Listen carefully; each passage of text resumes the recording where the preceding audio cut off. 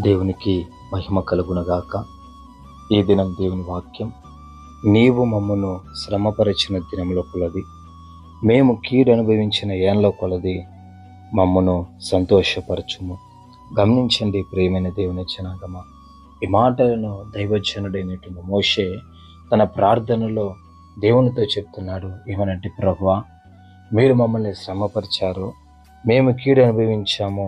అయితే ఆ శ్రమ, ఆ కీడు అంతటికీ రావాల్సినటువంటి దీవెనను, ఆ ఆశీర్వాదాన్ని, ఆ సంతోషమును మీరు మాకు దయతో అనుగ్రహించండి అనేసి మోషే మొరపెడుతున్నాడు.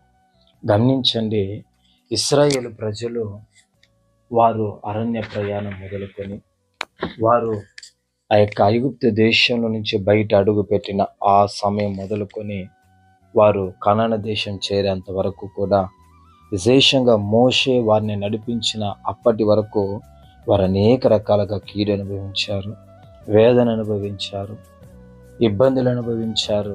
అయితే గమనించండి, నీవు కూడా నీ జీవితంలో అనేక రకాలుగా కీడును, వేదనను, నిందను, అవమానాన్ని, కన్నీటిని ఇలా చెప్పుకుంటూ పోతే అనేకమైన విషయాలను నువ్వు దిగమింగుకొని పైకి నవ్వుతూ నువ్వు అనేక మందికి కనపడుతున్నావేమో.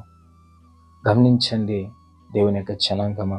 అయితే నువ్వు ఎలా ఉన్నా సరే, దేవుని యొక్క లేఖనం ఇలాగ సెలవిస్తుంది, ప్రభువా, నీవు మమ్మల్ని శ్రమపరిచిన దినముల కొలది. దేవుడు ఎందుకు మనల్ని శ్రమపరుస్తాడనంటే, మనలో దోషం ఉన్నప్పుడు, మనలో పాపం ఉన్నప్పుడు మనల్ని సరిచేయడం కొరకు ప్రభువు మనల్ని శ్రమపరుస్తాడు.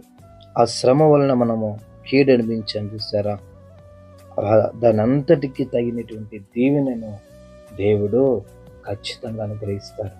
ఇదేనా కృంగిపోతూ, ఏడుస్తూ, బాధ నందుతూ ఇలా రకరకాలైన పరిస్థితుల్లో నీవు ఉండొచ్చు ప్రియ కుమారుడా, ప్రియ కుమార్తె. అయితే నీ నిందను, నీ అవమానాన్ని అంతటిని కూడా తొలగించేటటువంటి సమయము అతి సమీపంలో ఉన్నది. అదే దేవుడు ఏమంటున్నాడంటే, అక్కడ ఆ సంతోషాన్ని మనకు అనుగ్రహిస్తాడంట. ఇశ్రాయేలు ప్రజలు ఆ యొక్క సంపూర్ణంగా పాలు తేనెలు ప్రవహించే దేశంలో అడుగుపెట్టినప్పుడు ఆయా గోత్రాలకు దేవుడు స్వాస్థ్యాలను అప్పగించినప్పుడు అప్పటి వరకు వారు పడిన కష్టము, బాధ, ప్రయాస, వేదన, నింద అంతయు కూడా మర్చిపోయి ఆ స్వాస్థ్యాన్ని చూచి ప్రభువును బట్టి సంతోషించారండి.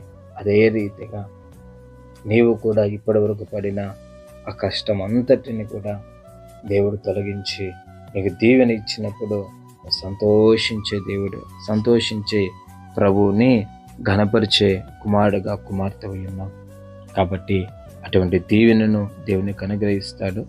ఆ యొక్క ఎలాగైతే ఇశ్రాయేలు ప్రజలు కనాను దేశంలో అడుగుపెట్టి వాగ్దానపు దేశంలో, వాగ్దానపు ప్రాంతంలో అడుగుపెట్టి సంతోషాన్ని పొందుకున్నారు, అదే రీతిగా నీవు కూడా నీకు ఇవ్వబడినటువంటి వాగ్దానాలను సంపూర్ణంగా పొందుకొని అనుభవిస్తూ నీవు కూడా సంతోషించేదే దేవుణ్ణి గణపరిచే కుమారుడు, కుమార్తె.